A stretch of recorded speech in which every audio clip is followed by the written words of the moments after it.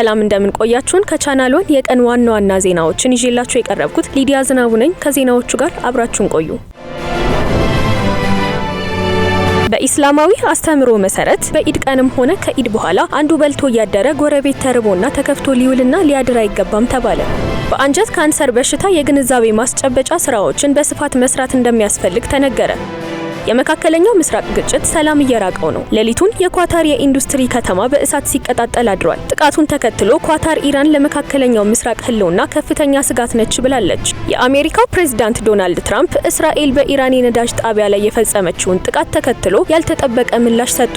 በመካከለኛው ምስራቅ የተባባሰውን ግጭት ተከትሎ በአሜሪካ የፋይናንስ ገበያዎች ግሽበት ተከስቷል። ለሰዓቱ የነበሩን ዋና መረጃዎቻችን እነዚህን ይመስሉ ነበር። የእነዚህንና የሌሎችን ዝርዝር መረጃዎች በምሽት የዜና ሽፋናችን የምናደርሳችሁ ይሆናል። ከቀሪ ቻናል ዋን ዝግጅቶቻችን ጋር አብራችሁን ቆዩ።